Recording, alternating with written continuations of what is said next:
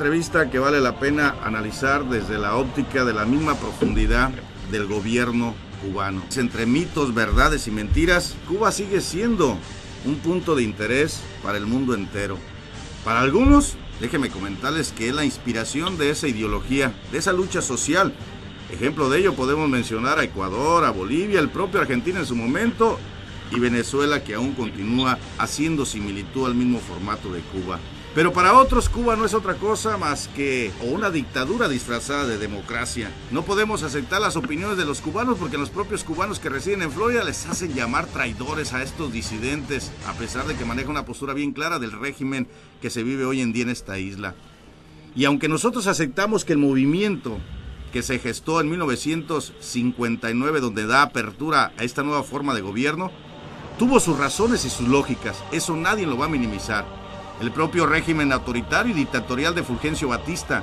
la propia conflictividad socioeconómica, la dependencia económica del exterior y sobre todo de Estados Unidos, la tradición de corrupción, la mala administración, la irresponsabilidad fiscal y la falta de sensibilidad ante los problemas sociales. Los lazos entre el régimen de Batista y los intereses económicos norteamericanos eran demasiado fuertes. La Habana, en aquel entonces, era el lugar de diversión para los norteamericanos. Es más, déjenme comentarles algo. En 1958 había en esta isla más prostitutas registradas que obreros mineros y 1,5 millones de cubanos sufría de desempleo total o parcial. Sin embargo, hay un fenómeno que se dio hace algunos años. Un fenómeno que vale la pena resaltar porque es de esos fenómenos que se gestan en las propias entrañas de un pueblo. Y es que hace años se sostuvo una reunión en la Universidad de Ciencias de Informática con uno de los entonces hombres fuertes del poder cubano, me refiero a Ricardo Alarcón, quien hasta 1 de julio del 2013 se desempeñó en puestos como canciller o presidente de la Asamblea Nacional de Cuba. Pero en esa reunión surge en el escenario no por hacer frente al propio sistema, sino por el simple hecho de complementarlo y entenderlo un poco más. Y surge al escenario un jovencito, en aquel entonces estudiante, llamado Eliezer Ávila. Y ese joven revoluciona el contexto de la manera de percibir desde las propias entrañas, desde una reunión dentro de la estructura gubernamental de Cuba, en las visitas que hacen funcionarios a este tipo de universidades. Y bueno, parte de los mensajes que yo rescaté de esa reunión que se sostuvo hace unos años en el UCE o la Universidad de Ciencias de la Informática es el siguiente. Yo me entusiasmaba cuando veía al compañero ahorita y creo que este espacio me gustaría, y no sé si algunos están de acuerdo conmigo, pero yo sí quiero aprovechar y no quiero que pase un día más sin que yo pueda derrocar cada uno de los elementos que he escuchado diariamente, que me ha sido difícil responder, precisamente porque desde mi perspectiva de estudiante no tenía y no tengo todos los elementos para rechazar determinadas afirmaciones, para defender determinadas ideas, y sobre todo porque creo, y siempre he dicho que cada hombre muere y mata defendiendo aquello en lo que cree. Y creer verdaderamente en algo implica conocerlo todo, casi todo, y tener una perspectiva. Voy a detener hasta ahí el mensaje porque a mí me parece muy interesante. Cada hombre mata o muere dependiendo de la convicción, es decir, de lo que cree, pero para que pueda defender esa convicción, pues necesita tener un conocimiento total de ello. Y es aquí donde abrimos el micrófono a nuestro invitado especial, Eliezer Ávila, que por cierto es el fundador presidente de un movimiento llamado Somos Más. Bueno, pues de acuerdo a los bases y principios del mismo, tenemos derecho a compartir nuestras ideas, tenemos derecho a decir lo que pensamos, tenemos derecho a defender con seriedad y determinación el futuro que queremos.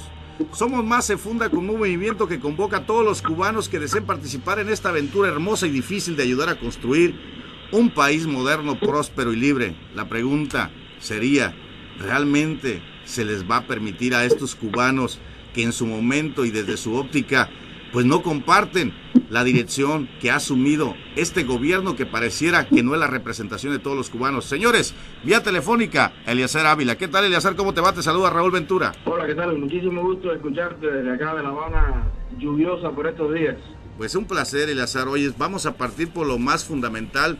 y déjame manejar esta estructura. Cuba siempre ha sido inspiración, Eliezer, de muchos activistas, de muchos movimientos que se gestan en toda Latinoamérica, y hablan de un ejemplo de lucha, de donde el poder reside en el pueblo y para el pueblo. Y de acuerdo a los análisis que he observado en cada una de tus entrevistas y la manera de que te diste a conocer en aquella reunión que sostuviste en la Universidad de Ciencias de la Informática, pues me deja ver otra realidad del Cuba que nosotros lo hemos mencionado una y otra vez, que no es otra cosa, una dictadura disfrazada de democracia para unos cuantos, y esos cuantos dirigidos, controlados por la familia Castro. ¿Cómo define Eleazar Ávila al Cuba de verdad desde la óptica de un cubano y que por cierto es presidente fundador de un movimiento que se puede articular y por qué no convertirse en un partido opositor al mismo sistema? Bueno, vamos a plantear esto de la siguiente forma. A mi juicio, las personas que más contribuyen a ese disfraz de democracia son precisamente los admiradores de la dictadura, porque ella misma no hace mucho esfuerzo por disfrazarse. Si usted lee, por ejemplo, el artículo 5 de la Constitución cubana, usted puede apreciar que la Constitución cubana prohíbe la existencia de otros partidos, o sea, niega la posibilidad de que otras fuerzas políticas participen en el proceso de debate nacional. Eso es realmente un punto de partida totalmente distinto a lo que es el funcionamiento de una democracia. ¿Usted me escucha bien? Sí, te estoy escuchando muy bien, Eleazar, adelante. Le decía que el propio gobierno cubano no disfraza su carácter autoritario. Lo disfrazan los admiradores que están en el mundo y que quieren ver en Cuba una realidad que no es la que existe. Por ejemplo, cualquier democracia mínima en el mundo asume al menos el respeto a la libertad de expresión. Existirían medios que fueran diversos y que pudieran estar en manos de otros propietarios que no fuera el Partido Comunista de Cuba. Eso en Cuba no existe. Estadísticamente, desde el año 1959 hasta el 2016, todavía estamos esperando que aparezca en la prensa nacional cubana la primera crítica al gobierno o al presidente de la República de Cuba. Usted y yo coincidiremos que en ningún país normal del mundo eso pudiera pasar. En esos mismos 57 años o 58, jamás se ha reconocido el valor moral y ético de un solo cubano que se haya opuesto al sistema. Cualquiera que ha expresado sus críticas contra el gobierno, contra el sistema, ha sido caracterizado como gusano, mercenario, contrarrevolucionario, agente de la CIA y toda una hondonada de insultos y de difamación. Por tanto, eso tampoco es normal. Nunca hemos tenido la oportunidad de elegir a nuestros gobernantes. Estuvo Fidel hasta que se enfermó y luego le puso la mano en el hombro a su hermano y lo dejó hasta el sol de hoy.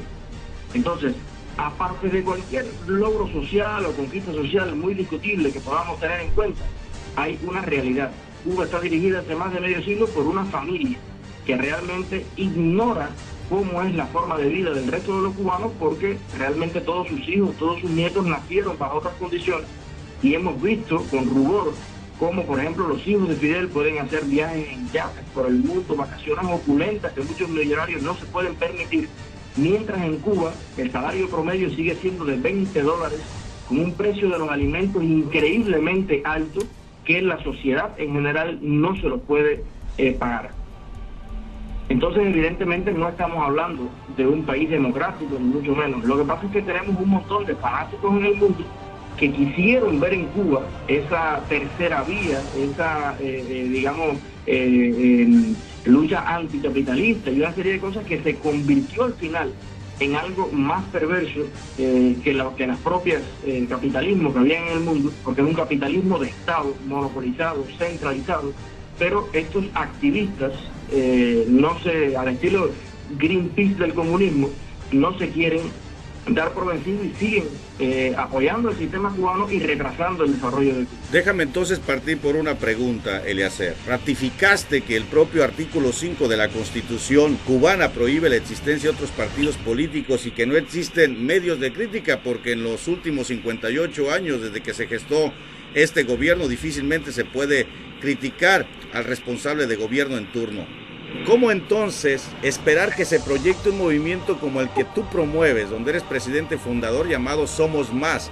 cuando los cubanos de antemano pues estamos hablando de décadas de adoctrinamiento, estimado Eleazar, y es complicado, una por el temor que ha implementado el propio régimen y otra por el simple hecho de que parece que el propio círculo de pensamiento se lo cerraron a los propios cubanos. Sí, definitivamente estamos totalmente seguros de que es una tarea muy difícil.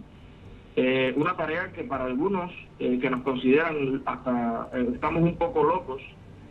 porque enfrentarse a un monopolio estatal militar, de prensa, de propaganda, económico y mediático de esa magnitud, realmente hay que estar loco. Pero yo creo que estuvimos locos todos los que nos propusimos cosas, metas en el mundo que al final terminaron transformando las realidades y logrando que el mundo se desarrollara. Todas fueron tareas muy difíciles y nosotros estamos conscientes de la responsabilidad que nos toca y estamos orgullosos de asumirla. Y considero también que hoy por hoy este gran monopolio mediático también está empezando a tener poros. Poros que la abren la tecnología de las comunicaciones, los celulares,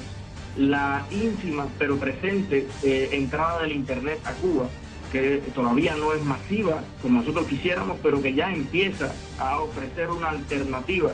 de información a los cubanos. Y nosotros hemos logrado, en nuestro escaso tiempo de existencia, nuclear a nuestro alrededor jóvenes muy valiosos, muy comprometidos, profesionales, inteligentes, gente insertada en el tejido social cubano, que estamos dispuestos a plantearle a nuestra sociedad una nueva forma de hacer las cosas, preservando aquello que consideramos importante, como es el derecho a la salud, el derecho a la educación, pero sobre todas las cosas planteando que no nos podemos quedar ahí, no nos podemos quedar en las conquistas del 59. Nosotros, los jóvenes de hoy, necesitamos conquistas del siglo XXI, necesitamos conectividad, necesitamos el respeto a nuestra libertad de decidir y de expresarnos. Necesitamos que Cuba avance económicamente para que salga de una economía del siglo XVIII, súper atrasada, donde no hemos podido terminar ni siquiera la autopista nacional que se quedó donde la dejó Machado, allá en la década del 30, donde los edificios en la capital habanera, hermosa capital, se derrumban cada vez que cae un aguacero por la falta de mantenimiento y de inversión. Un país donde la infraestructura aeroportuaria, ferroviaria,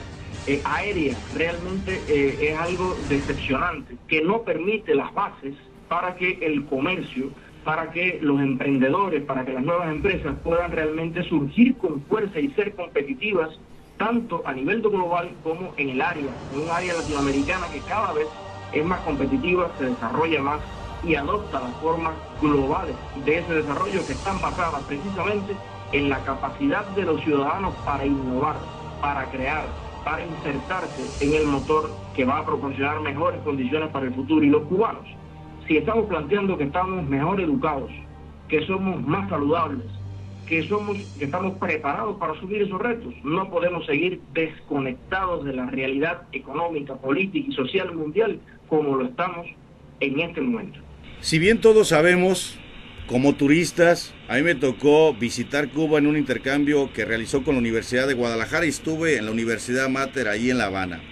Me permitió conocer Matanzas, me permitió conocer Varadero, me permitió conocer algunas otras comunidades importantes de tu país. Pero aquí me surge un cuestionamiento para ti como cubano. A ver, Eleazar, tú hiciste un comentario en aquella reunión, repito, que sostuvieron con este representante del gobierno, Ricardo Alarcón, y hablabas de que al propio cubano lo limitan viajar en su propio país. Sigue el 2016 persistiendo esta medida donde el propio cubano no conoce ni su propio país, a pesar de que pudiese entre sus ahorros tener la oportunidad de trasladarse de un punto a otro. Bueno, hay que decir que a raíz precisamente de aquel debate se suscitó un debate más grande, un debate nacional, donde en numerosas instituciones, centros laborales, escuelas, mucha gente repitió y profundizó las palabras que yo dije en aquel debate. Y eso trajo consigo que el gobierno implementara algunas medidas, dentro de las cuales está el levantamiento de las prohibiciones absurdas de que los cubanos pudieran alojarse en hoteles, que pudieran salir del país sin permiso del gobierno, un permiso especial que existía, que pudiéramos acceder a tener una cuenta de celular y algunas otras variantes como vender un automóvil o vender una casa. El resultado es que, primero, tengo que decir que esas medidas son positivas, pero son condiciones naturales que debieron existir en el país siempre. O sea, la noticia no es que se levanten esas prohibiciones, realmente lo que nunca debió ocurrir es que se prohibiera, porque eso es ilógico. Ahora, estas medidas han sido aprovechadas por un sector muy pequeño de la sociedad cubana, porque prácticamente ningún trabajador de ese 90%, 95% de trabajadores que son asalariados del Estado y que ganan un salario entre 15 y 20 dólares, puede plantearse ni siquiera la idea de ir a pasar unas vacaciones a un hotel, a un centro turístico, a una villa de esas maravillosas que existen para el turismo en Cuba. Así que, por lo general, esas medidas no han tenido un calado profundo, mucho menos en la gran cantidad de jubilados, de personas de la tercera edad, que no sé si tú sabes que pronto vamos a ser el país más envejecido de América Latina. Bueno, en todo ese sector que se jubiló con chequeras paupérrimas de $10 al mes, por supuesto no ha podido aprovechar ninguna de estas medidas y el país está funcionando inversamente a su filosofía fundacional como revolución, que era con todos y para el bien de todos, una revolución de los humildes, y son precisamente los humildes los que se están quedando rezagados en esta actual y acelerada polarización económica que está viviendo la sociedad cubana y que está beneficiando sobre todo a los sectores más vinculados al poder, a sus familiares, a sus amigos, a sus allegados y a los militares. Dices que el 90% de los trabajadores asalariados del Estado no superan el salario de $20 al mes. Ok, con esos $20, Eleazar, ¿qué te permiten solventar? La verdad que muy poco. Comprar lo que viene por la canasta básica, que es como una carta de racionamiento que existe, no sé si desde el finales de los 60, principios de los 70, y que es una carta de racionamiento donde el gobierno reparte a todos los ciudadanos 6 libras de arroz, 2 de azúcar,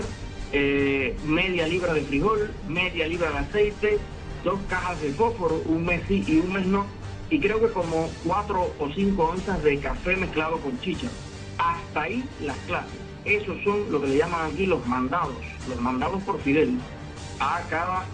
ciudadano para el mes. Eso a una familia no le dura a veces ni los primeros 2 o 3 días, y además obviamente hacen falta cárnicos, ensaladas, condimentos, muchas otras cosas. Entonces, el precio que ponen en las tiendas en divisas,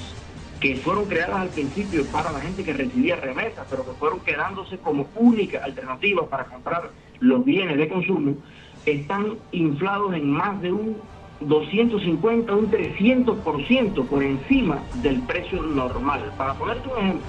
una botella de aceite, vamos a suponer de oliva, que en España podría costar unos 60 euros, en Cuba pueden costar 12 CUC, que vienen siendo actualmente 12 euros.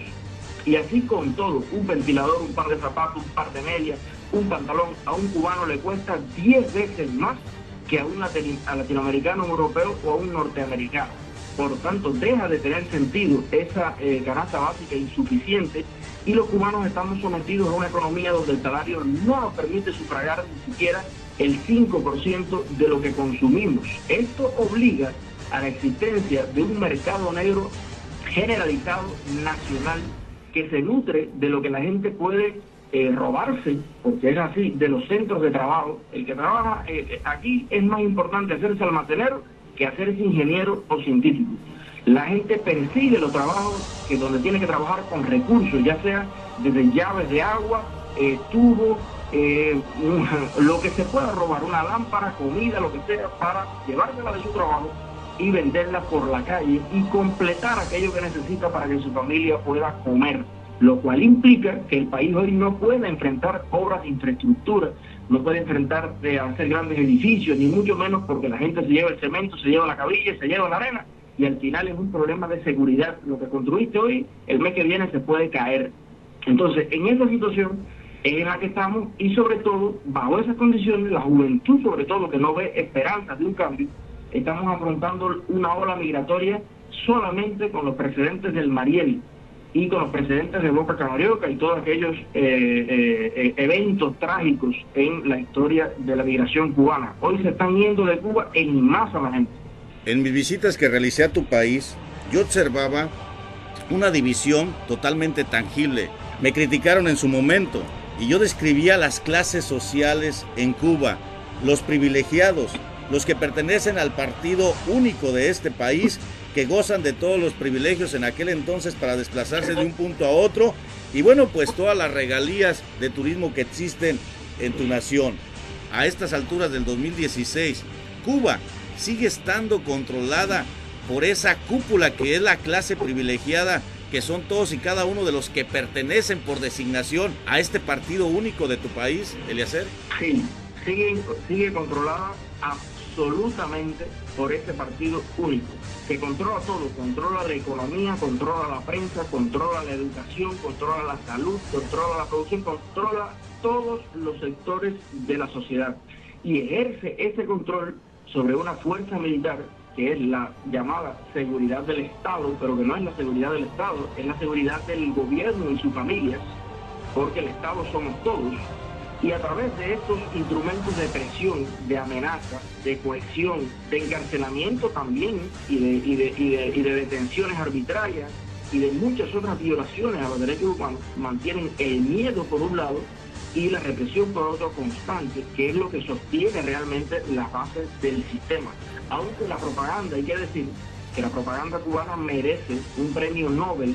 porque dadas las condiciones que tiene el país, lograr engañar al mundo, al planeta y todavía incluso a gente dentro de Cuba, hay que tener un nivel de cinismo y de planificación y de inversión también muy alto y muy eficiente, porque cualquiera que venga a Cuba hoy, recorra sus calles, recorra La Habana Vieja e intente buscar productos normales de consumo en cualquier país, intente incluso conversar con la gente sobre política, se da cuenta inmediatamente del miedo que tiene la gente, incluso a opinar sobre su realidad. Y eso no es normal. No podemos apoyar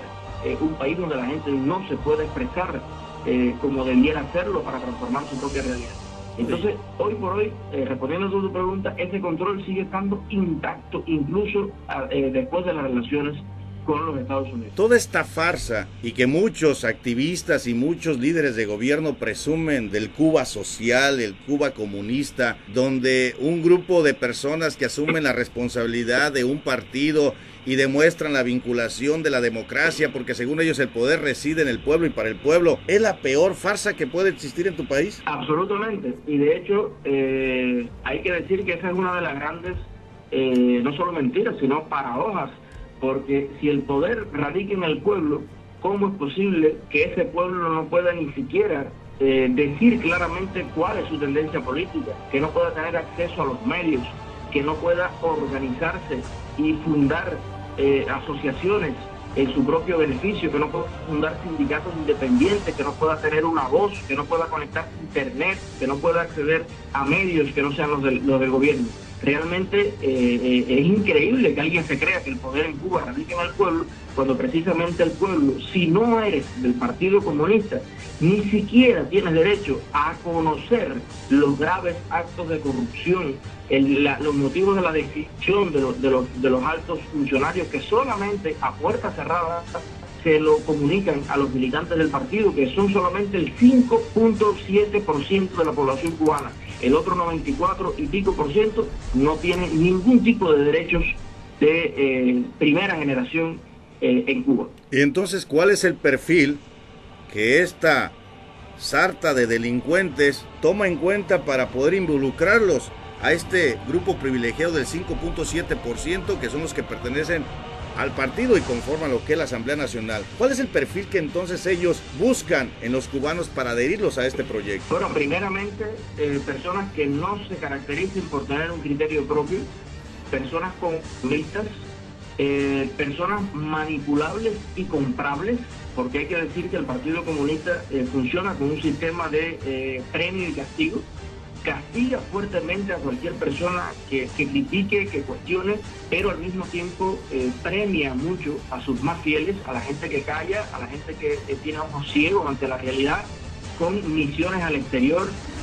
le regala viviendas, le proporciona carros, gasolina para que se muevan, le da puestos en compañías de inversión extranjera, o sea, los acomoda precisamente para comprar su silencio. Y muchas veces la gente más inteligente, entre comillas, la gente más preparada, sucumbe ante estas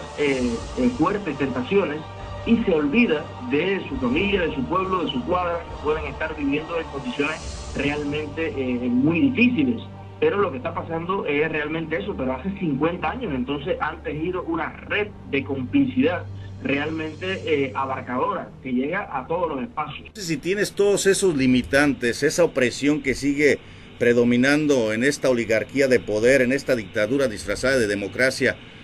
¿cómo se moviliza, valga la redundancia, un movimiento como Somos Más, cuando sé que me imagino que tienes hasta tus propios obstáculos para reunirte con personas que pueden ser afines a tu filosofía, Eliezer? Bueno, no solamente obstáculos, tenemos prohibido determinantemente reunirnos. Yo he estado detenido en más de 20 ocasiones y tengo muchos miembros del movimiento, personas trabajadores, preparados, profesionales, que han estado también decenas de veces detenidos, incomunicados, desaparecidos por días sin que su familia sepa nada cada vez que intentamos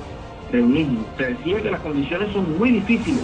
pero creo que nosotros no podemos renunciar a nuestro papel como generación, no podemos renunciar a la dignidad y a nuestro sentido ético y de justicia que nos hace seguir arriesgándonos y reclamando estos derechos. Y yo creo que lo bueno, la buena noticia, es que ya estamos asistiendo a un país donde la inmensa mayoría de la ciudadanía está dándose cuenta de que nosotros estamos diciendo la verdad, de que somos cubanos dignos, que nos merecemos la oportunidad, incluso al menos, de poder estar representados en el Parlamento y poder expresar lo que pensamos. Y en las calles y en todos lados la gente cada vez nos expresa más esa solidaridad, ese deseo de que nosotros podamos avanzar, y cada vez se unen más buenas personas al movimiento. Así que yo creo que tenemos que basarnos en esa esperanza y seguir presionando y no renunciar a ese derecho natural que nosotros tenemos de pensar distinto en nuestro país, y probablemente la vida nos sorprenda y nos dé una oportunidad más pronto de lo que pensamos. Me imagino que no estás ajeno a situaciones que se pueden presentar, tales como las siguientes. A muchísimos empresarios estadounidenses y de otros países latinoamericanos les es conveniente que cambie el régimen de este país cubano. Y como tal, puedes de una u otra manera encontrarte con personas que se acerquen a ti y te digan: hey, yo te patrocino ese movimiento. ¿Cuál es la postura de Eleazar Ávila ante esas influencias que se van a dar? De antemano te lo digo, porque a muchos, especialmente a grandes empresarios y corporativos, les interesa incursionar en las bonanzas que genera este país que es Cuba. Bueno, yo te voy a decir una cosa. Mira, el sistema actual que existe en Cuba es el sistema más conveniente para todos los capitalistas corruptos del mundo, que son los únicos que se arriesgarían a invertir en Cuba, un país sin garantías legales de ningún tipo para sostener una inversión,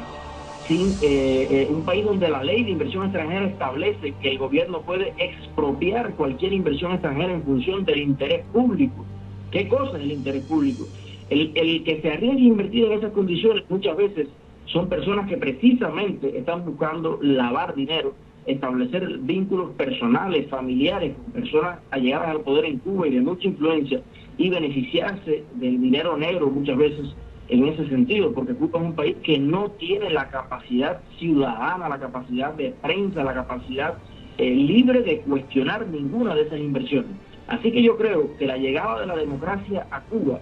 sería mucho más conveniente para los inversionistas serios, para los inversionistas de buena voluntad, la gente que además es legítimo que invierta en Cuba, que desarrolle en Cuba infraestructuras, negocios, que brinden empleos más dignos a los cubanos, que puedan elevar la calidad de vida de la familia cubana. Yo creo que en este mundo globalizado en el que vivimos, pensar que una pequeña isla aislada precisamente del resto del mundo puede llegar a obtener un gran desarrollo. El desarrollo no ha venido del aislamiento, el desarrollo ha venido de la integración y de la oportunidad de que los capitales se muevan libremente y de que la gente pueda competir y pueda hacer sus empresas. Yo no soy un liberal fundamentalista, yo no niego ni mucho menos el papel importante que tiene que estar en manos del Estado, un papel regulador, un papel fiscalizador, pero bueno, creo que sin esa posibilidad de que los ciudadanos cubanos en primer lugar podamos invertir en Cuba y aliarnos también con inversionistas y con empresarios extranjeros para crear empresas mixtas de mutuo beneficio, pero de los ciudadanos, no del Estado. sin esa posibilidad Cuba nunca va a poder salir del subdesarrollo, y es algo que lo ha reconocido el propio gobierno de Cuba, que anda por el mundo ansioso, divulgando sus supuestas oportunidades para que vengan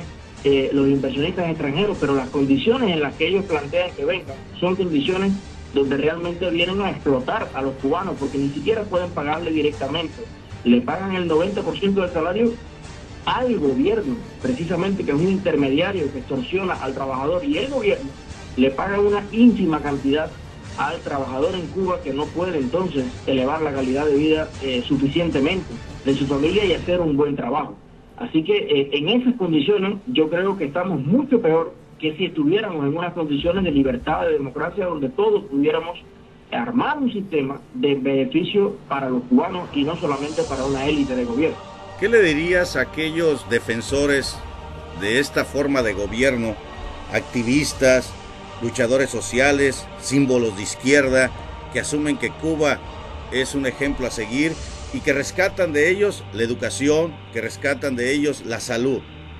Un cubano como tú, que busca otra alternativa, ¿qué argumento le darías a esa gente que utiliza como referencia nada más esos dos parámetros y que lo compara con cualquier otro país de América Latina? Hay una cosa muy clara. ¿Para qué sirve la educación y para qué sirve la salud? Esa es la pregunta que tenemos que hacernos. ¿Para qué sirve que yo me gradúe de ingeniero sin costo alguno si finalmente cuando me haga ingeniero yo no voy a tener la oportunidad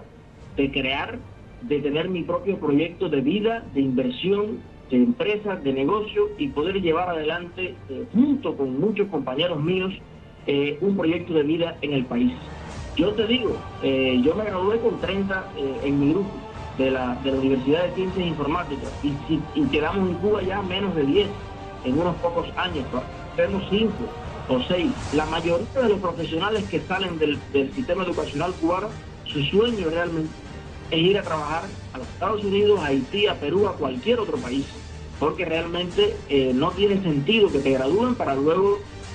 pedirte fidelidad y extorsionarte durante toda tu vida sin que tú puedas resolver tus problemas espirituales, materiales,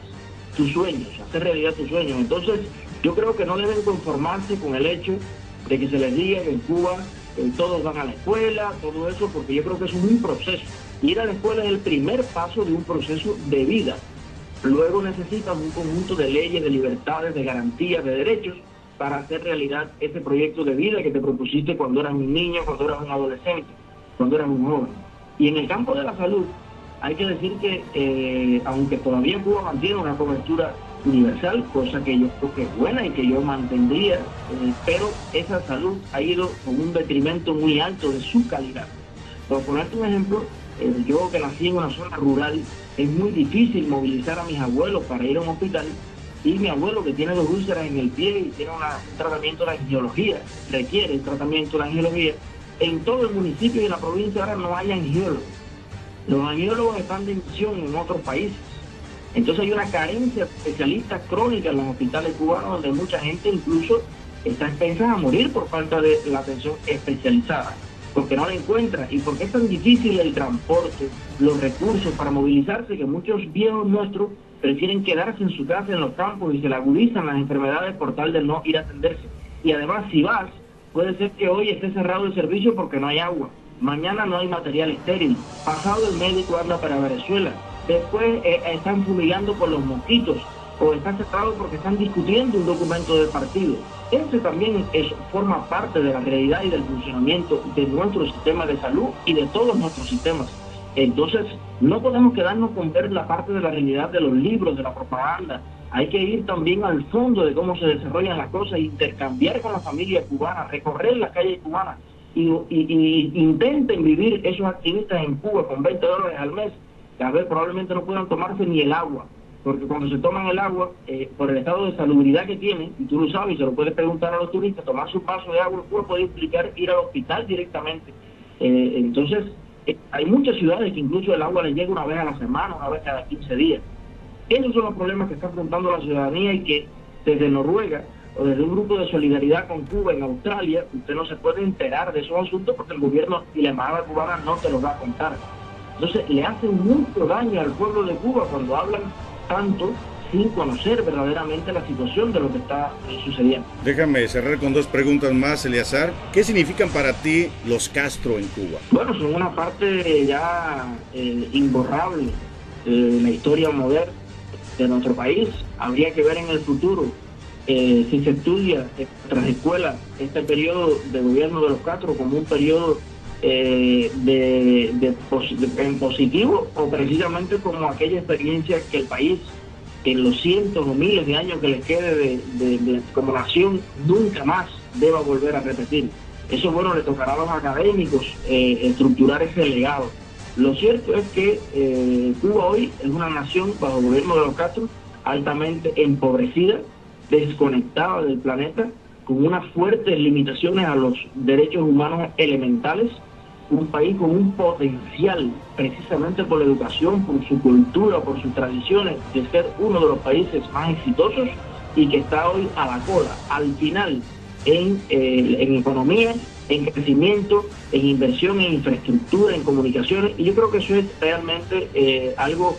bastante crítico de superar. O sea, el periodo de los Castro va a ser un periodo muy difícil de superar por los gobiernos que vengan después de ellos, porque van a heredar un país no solamente con un déficit de infraestructura elemental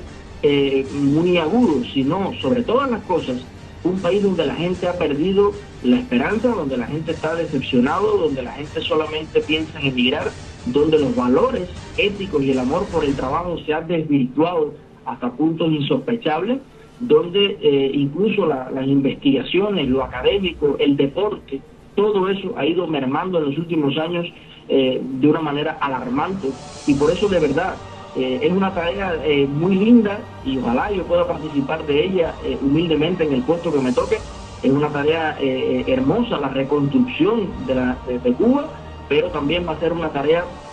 sumamente titánica y compleja, superar todo lo que se ha desestructurado en estos, sobre todo en los últimos años, cuando ya no contamos con el subsidio soviético, tampoco con el subsidio venezolano, que eran grandes aberraciones de la economía de Cuba y que ayudaban a tener una vitrina para la gente que venía a visitarnos y que no entendía a fondo cómo se podían sostener ciertos servicios sociales que nunca fueron el resultado de un desarrollo autóctono, sino que fueron sostenidos artificialmente por otras potencias. ¿Es el momento para los cubanos derrocar este régimen, Eleazar? Yo creo que sí, yo creo que ya realmente esto no aguanta más, al menos en la manera en que está planteado hoy, y yo creo que cada vez son más las voces críticas, incluso dentro del propio sistema, dentro del propio partido, dentro de las propias instituciones. Cada vez son más voces autorizadas, entre comillas, las que se alzan para expresar libremente lo que ya viene diciendo hace décadas el cine, el teatro, el humor en Cuba, que si usted lo analiza a fondo, es una denuncia constante desde hace décadas, donde no se podía ejercer la crítica. Ya las manifestaciones culturales de la nación, que hay que darle ese mérito, venía no solamente criticando, sino alertando de toda esta situación en la que íbamos a terminar. Y nada, estamos en ese punto, pero yo creo que a veces, cuando la tormenta más arrecia, estamos más cerca de que luego venga la calma, ¿no? Y yo creo que estamos en el ojo del huracán en este momento, y estoy seguro que la nación va a resurgir por cenizas, y vamos a poder salir adelante. Tengo la fe, la confianza y la esperanza de que vamos a hacer eso, y por eso todavía me mantengo aquí y sigo luchando junto a mis compañeros por ese futuro mejor. Déjame entonces hacer un compromiso contigo, mi estimado y apreciable amigo. Si desde la óptica de compromiso como medio de comunicación establecemos un vínculo semana tras semana para que nos ventile la realidad de Cuba, y así nuestra audiencia esté al pendiente de este movimiento que Radio Latina y Micrófono Abierto abren para que conozcan desde las entrañas lo que realmente sucede entre los propios cubanos. Bueno, pues yo acepto y te agradezco esa de tener una ventana que luego puede, además, de mano en mano, los CD que nosotros llamamos, lo bajamos de internet y se lo repartimos a la gente desconectada en memoria flash. Y yo creo que pudiera ser una ventana que no me brindan los medios nacionales en Cuba por la censura. Yo creo que este espacio pudiera ser interesante, tal vez no sea un espacio tan extenso como hemos tenido hoy, pero podemos puntualmente, al menos en unos pocos minutos, ofrecer algunos colores, algunas pinceladas de lo que vaya sucediendo día a día en esta triste pero preciosa sociedad que estoy seguro que nosotros podemos ayudar a que pueda salir de este bache y que pueda emprender el camino del desarrollo como lo merecemos los cubanos. Yo te comparto mañana este video de este diálogo, Eliezer, y yo creo que esto nos va a permitir, amigos radioescuchas, compartir la otra visión, una visión que para mí tiene mucho peso porque se está gestando desde el propio país cubano, no desde afuera, porque ya asumimos las nomenclaturas que le dicen a toda esa gente que a pesar de que arriesgó su vida, consideran gusanos por el simple hecho de no repetir las mismas frases de adoctrinamiento. Eliezer, establecemos este compromiso, te propongo que sea cada miércoles a esta hora para que nuestra comunidad esté al pendiente del mensaje y nos hables de la plataforma y la evolución a corto y a mediano y a largo plazo. Para nosotros es un orgullo, es un privilegio tener esta oportunidad y te doy las gracias, no solo a nombre mío, sino a nombre de todos mis hermanos en esta lucha, y te envío a ti y a todos tus radioyentes un mensaje de solidaridad, de aprecio y de confianza en que estoy seguro que los pueblos de los Estados Unidos y el pueblo de Cuba pueden emprender la amistad, el camino de la unión, de emprender proyectos nobles juntos, pero siempre basados en una defensa moral de todos los derechos de todos los cubanos y de todos los latinoamericanos y de todos los norteamericanos también, porque somos un solo continente y debemos pensarlo con un solo corazón. Así que acepto tu propuesta y aquí me tienes disponible. Bien, pues un abrazo, Eliezer, y estamos en comunicación. Me vuelvo a contactar contigo la próxima semana y establecemos esta dinámica de información, de ventilación, para que toda nuestra comunidad, todos los activistas, todos los luchadores sociales se enteren desde primera fuente lo que realmente sucede en Cuba. Muchísimas gracias, Eliezer Ávila. Gracias.